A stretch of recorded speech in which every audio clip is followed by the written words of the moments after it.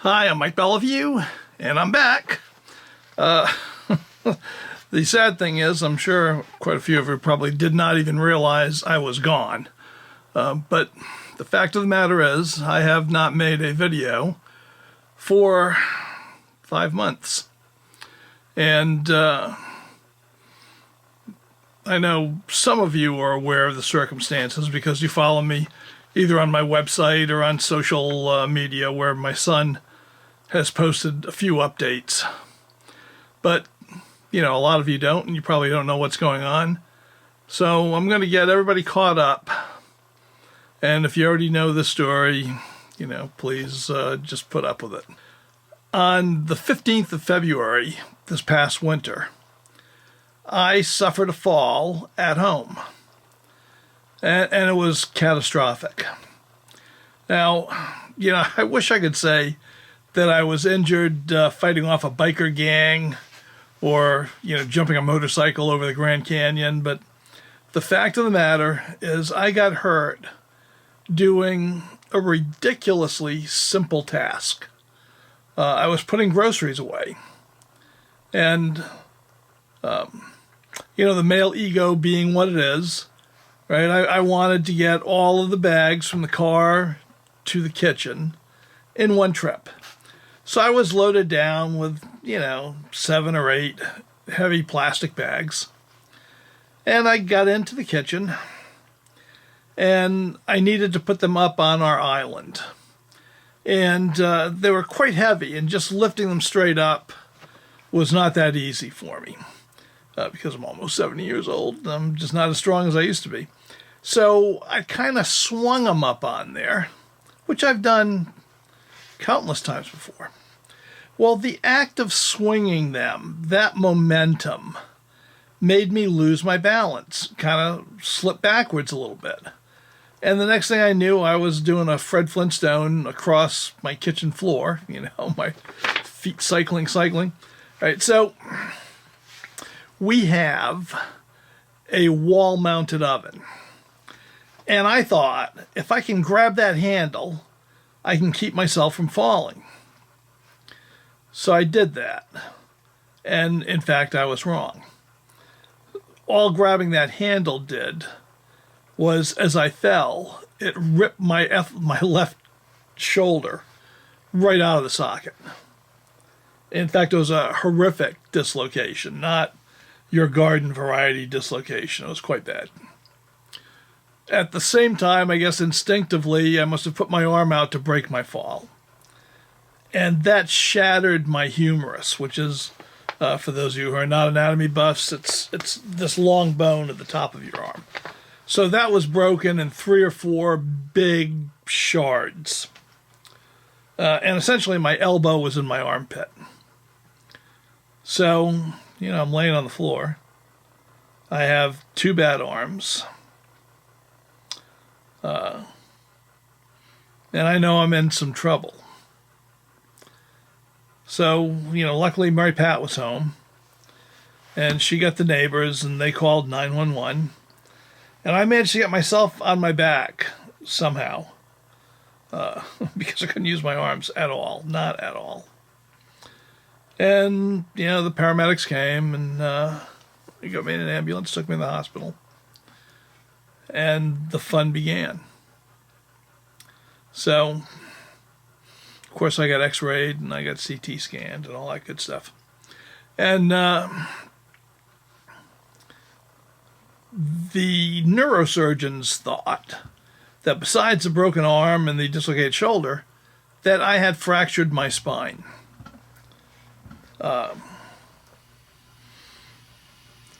And they really wanted to get a CT scan with my arms over my head and me standing up. But that was, of course, impossible with my shattered arms and dislocated shoulder. So, because the dislocation was so bad, the osteosurgeons, the bone surgeons, they had told me they were going to put me to sleep to put my shoulder back in the socket because there was no way I could stand it if I was awake. The pain was going to be horrific. Well, the neurosurgeon stepped in and said, oh no, because of his fractured spine, supposedly, you might paralyze him, and he's got to be awake so he can tell you if he's feeling numbness in his legs. So they proceeded to argue about that for the next 9 hours. So my arm, left arm, was basically behind my head for 9 hours, out of the socket. And my right elbow was in my right armpit for 9 hours. And finally the osteo guys gave in. And they came to me and they said, well, Mike, we're going to put your arm back in the socket. Bad news is we can't give you any anesthesia. So there's going to be a certain element of pain. And they were right. So it was incredibly painful.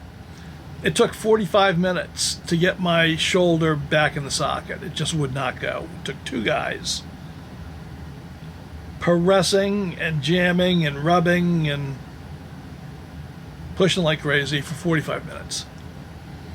It was very painful. In fact, I would really like to not ever do it again. The good news is, while 2 guys were putting my shoulders back in the socket, 2 other guys were taking my right arm and straightening it out to get my elbow out of my shoulder. And it hurt so much putting the shoulder back in the socket that pulling my arm straight didn't hurt at all. Kind of surprised me. So that was the good news. But eventually they got the shoulder back in the socket. That was wonderful. 2 days later, they operated on my right arm, and they did a procedure they call putting a nail in it, which is basically a metal rod, and they drilled through the ball of my shoulder joint, inserted it through that, and put a few screws in to hold it. And then down here, near my elbow, what was left of my bone, below where it had shattered, right? They went right into where the marrow ordinarily would be, and they inserted that metal rod right inside my bone. What was left, it was a few inches, so. And then they put some screws in that.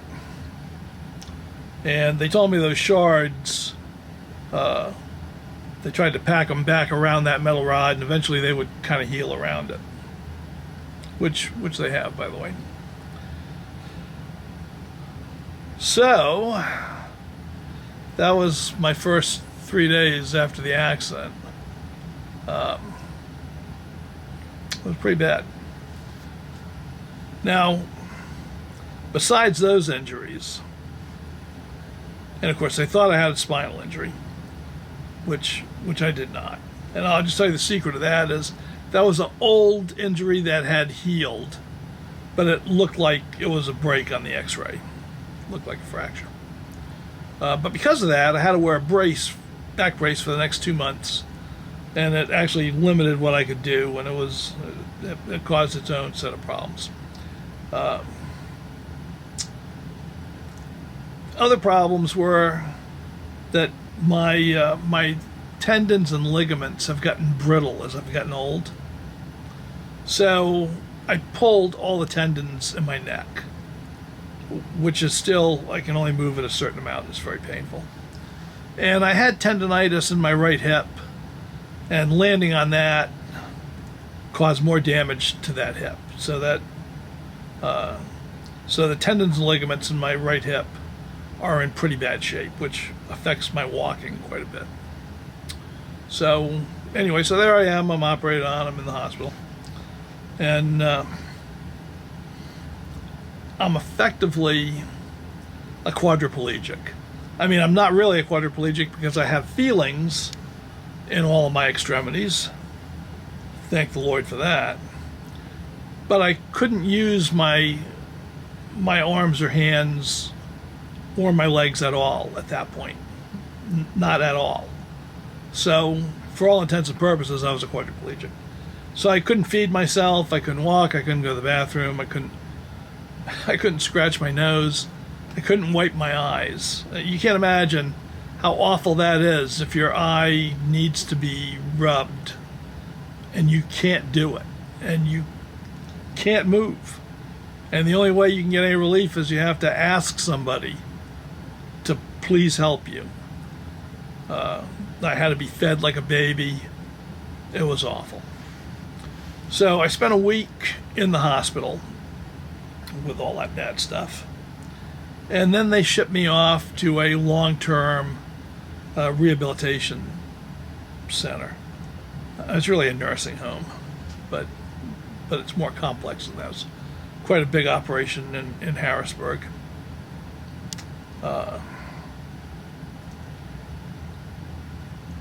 And that's where I started undergoing physical therapy. So at first I had exercises to do in bed, leg lifts and stuff like that to get some strength back in my legs so I could start walking, which I did in pretty short order. And every morning I would walk 200 yards to the physical therapy gym and then get an hour of physical therapy there on my legs and occupational therapy on my arms. But because being in these nursing homes, and if you haven't been in one, you can't imagine, it's pretty horrible. It's like being in prison, except your chances of getting knifed are not as good as they are in prison. So you have a better chance of surviving that. But it's terrible. I mean, this place had a great physical therapy staff. I loved them. They were very good to me. Without them, I'm sure I wouldn't be here now. And because it was just so soul deadening to be in my room, I asked, I'd go to physical therapy first thing in the morning. Physical therapy gals would come and get me. And at first they had to dress me and get me up, and I had to go in a wheelchair. And the whole time I was there, I spent 8 hours a day in a wheelchair, with some up and down, and 16 hours a day in bed. Not great for your walking, but the problem was I couldn't use my arms at all. And then when I started to get some use back in my arms, the osteosurgeons would not allow me to put any weight on them, because obviously they were just freshly broken and dislocated.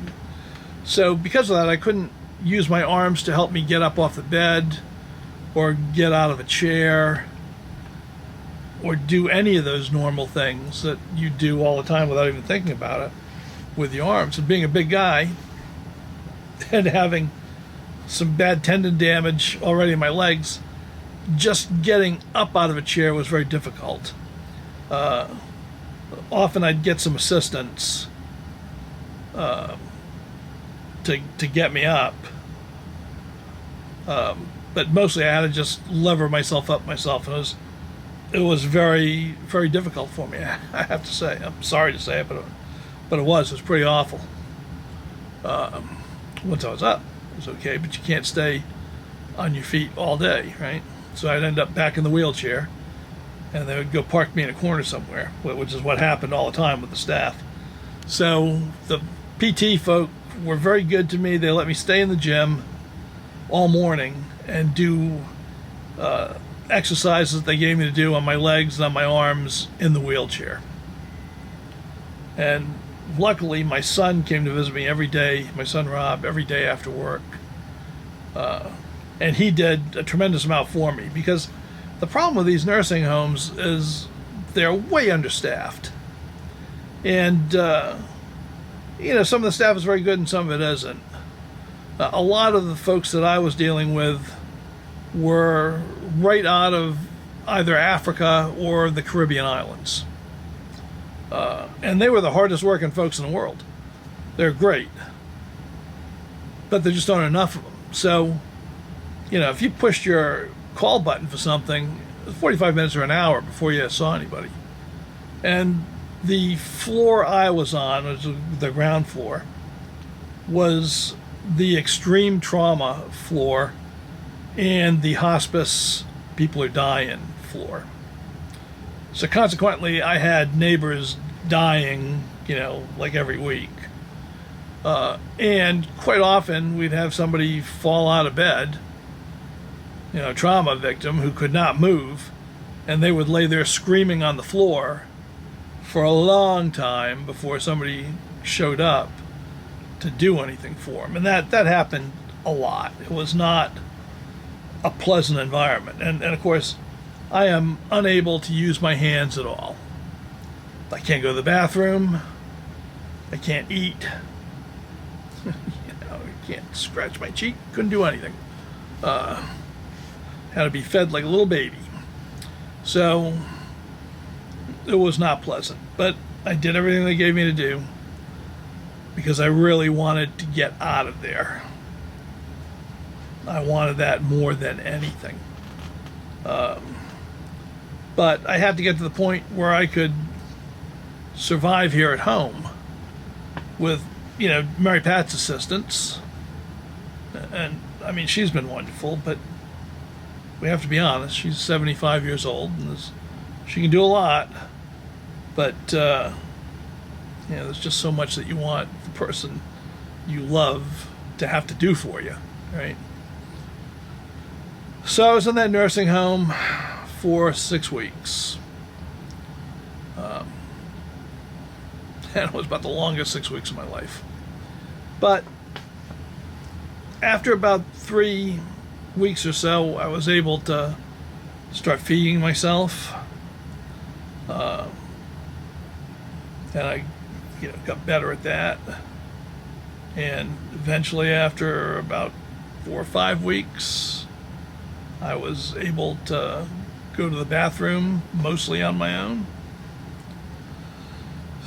It's brush my teeth, shave, get myself dressed with help, all of that good stuff.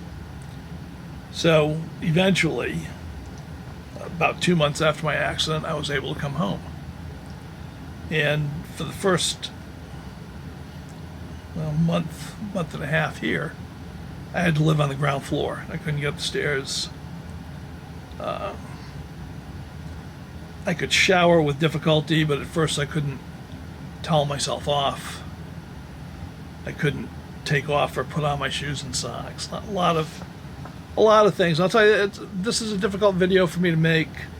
I don't want you to think I'm whining. Poor me, poor me. I just want you to know what's going on. And if you're ever in this situation yourself, you'll understand.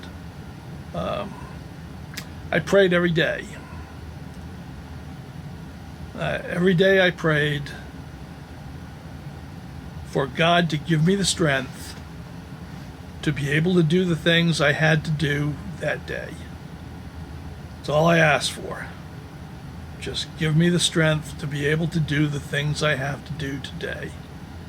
And I prayed for him to, look out for my son Rob and for Mary Pat. But, as I say, every day I prayed, every day I still pray. And, does it work? I don't know. I believe it does. You may believe what you want. I don't want to force my beliefs on you, but help me get through every day. So, anyway, I was home. I had, for the first month and a half, I had, I guess, I had physical therapy folks coming in once a week to work with me, physical and occupational therapy. I had a leg guy that came once a week. I had an arm lady came once a week. They were very good. Very, very good. And I've been able to do more and more things. And now, when I first got home, of course, I couldn't drive. I had to take medical transport if I had to go, for an appointment or anything. And my son Rob would take Mary Pat to go to the market or do errands like that once a week.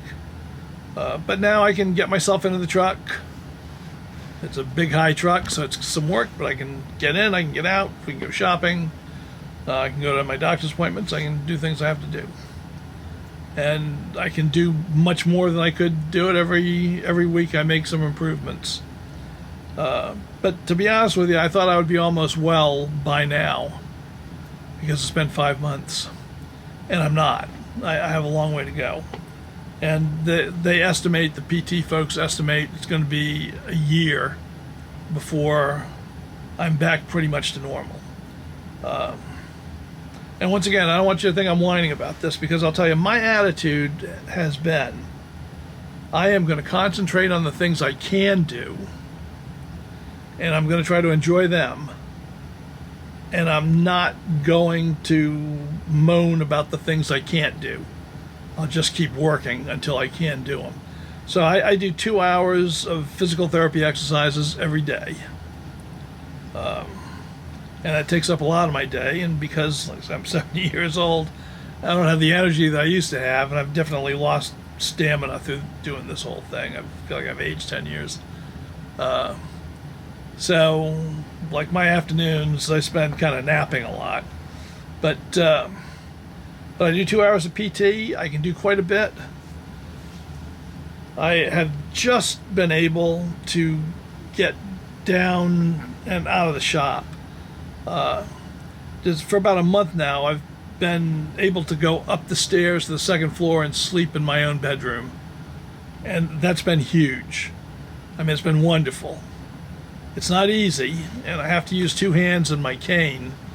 And that's something I didn't have to use before, but I use a cane now. Not all the time, not for walking around the house, but for going up and down stairs, for uneven ground, things like that, I have to use one now. I'm just not as stable as I used to be, not as strong as I used to be. So, but I'm able to get down here. Finally, I've only been down here 3 or 4 times now, and there's a lot of things, like I say, I can't do. But for instance, you're seeing like this ugly, messy workbench behind me instead of the usual seamless tan background I use when I'm down here, because I can't raise my arms high enough to actually set that up. There's a lot of dumb little things I can't do. Like if I got in a fight right now, I'd have to fight to the death. I can't surrender because I can't raise my arms into the surrender position. They don't go there. I've been to the gun club once shooting. I can shoot one-handed, and I can still shoot surprisingly well one-handed. I can't shoot two-handed yet because I can't comfortably hold my arms up here to do it. But I'm getting closer all the time. And I work on that every day because I want to get back to that. So, one of the things that's really causing this to take a long time is that my right arm is way far ahead of where my left arm is. The left arm's the one that was dislocated. And I stretched the nerve so much because the arm was so far out of the socket that I did extensive nerve damage.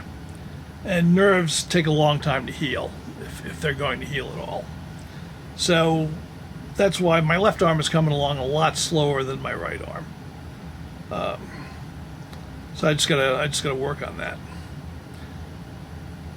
Like I say, this is a difficult video for me to make. I want to be whining, and I actually was hoping to be farther along in my recovery before I made it. But I finally realized it's been 5 months, and if I wait until I'm far enough along to really be happy to talk to you, it's going to be 8 or 9 months probably at least, and I really owe you an update now, I think. So anyway, that's the state of my health. Other than the effects of the fall, I am in fine health. No diabetes, no pre-diabetes. Heart's good. I have slight high blood pressure. I take a very low dose blood pressure medication for that. But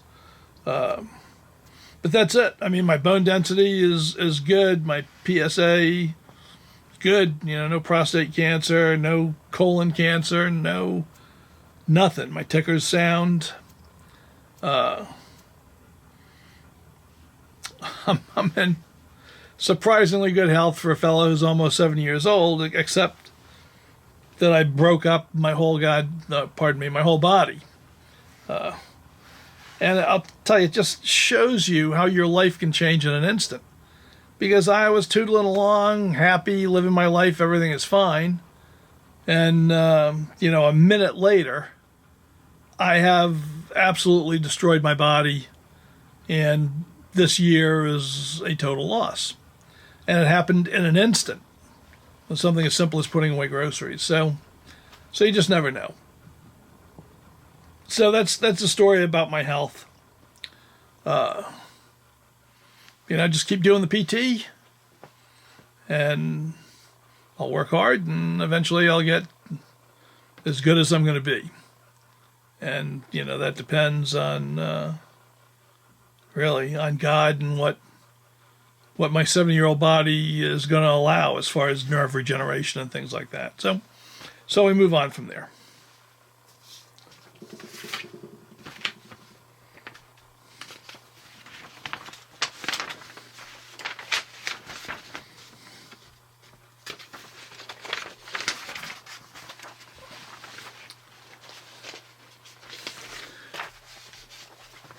Well, the other question I wanted to address is what's going on with Dualistan, because, of course, everybody asks that a lot, and I totally understand that. The legal battle is over. And I wish I could say it had a more satisfactory conclusion. What happened, basically, is the township read the writing on the wall that I was going to win the legal battle. They lost our first trip to court, and I got permission to shoot on the land again while the whole thing was being finally resolved, and their lawyers, who got spanked by the judge, realized that they were just going to lose this whole case, and that they were likely to lose their entire ordinance governing shooting, which meant that anybody could come and open up a commercial range or do anything they wanted in town, and they would have no ordinance to stop them. So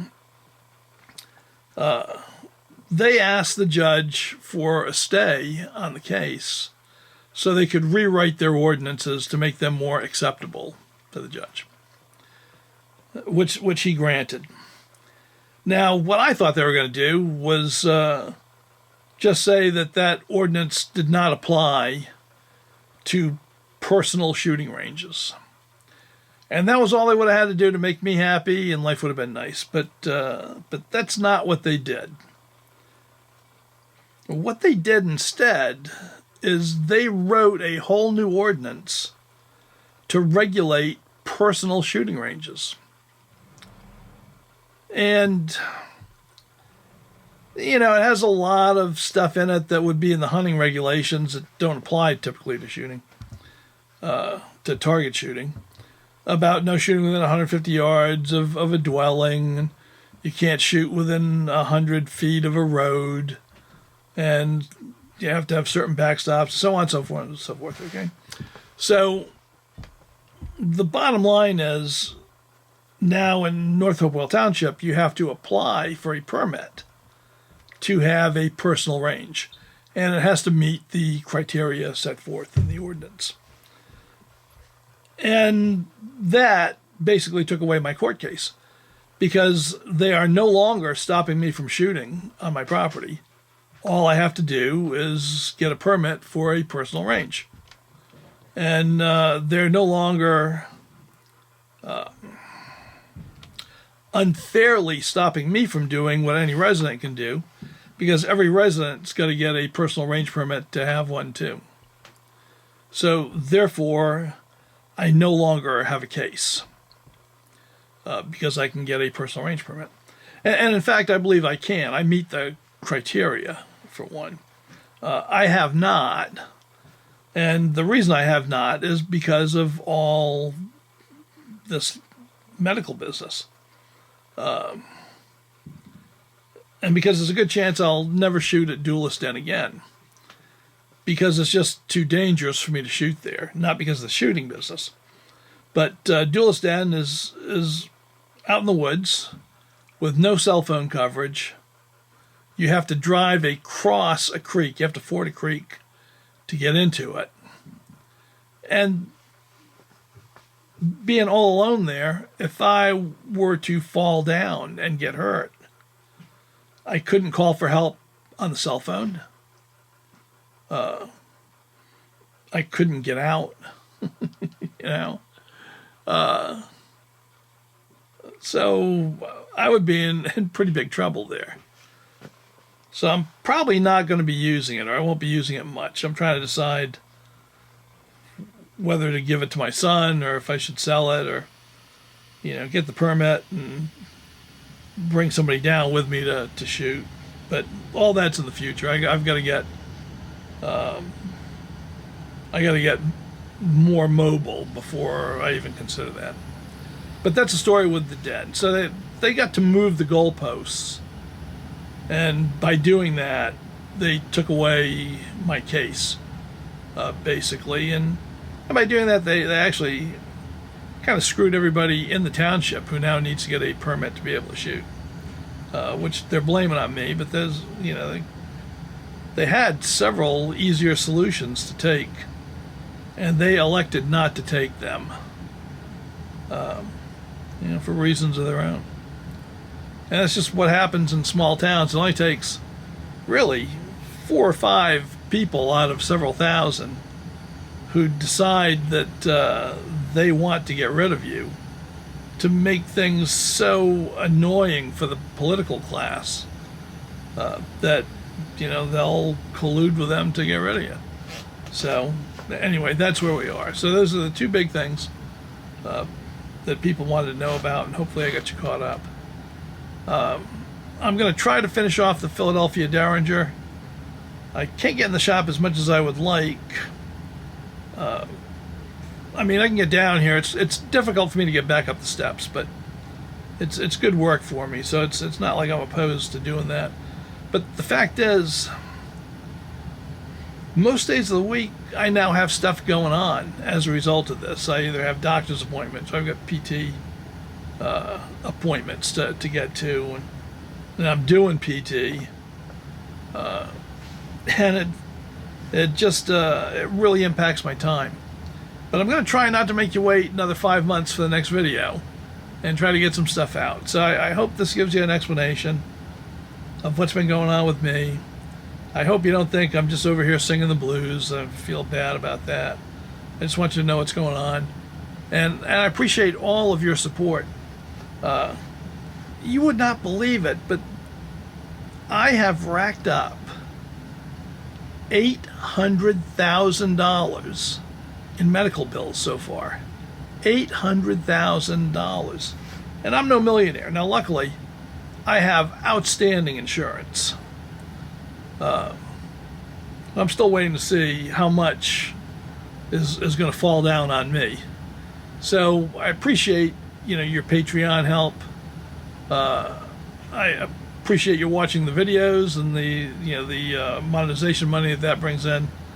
I used to use that to keep the channel going. Lately, I've been using that to keep me going. So I really do appreciate that. And I've got a bunch of videos that I want to do that I actually have a lot of the prep done for. It's just a matter of physically being able to do them. So as time goes on, you'll be seeing more stuff from me out there again. And I just really appreciate your patience, and I appreciate all of your support throughout this whole thing. So anyway, until next time, bye.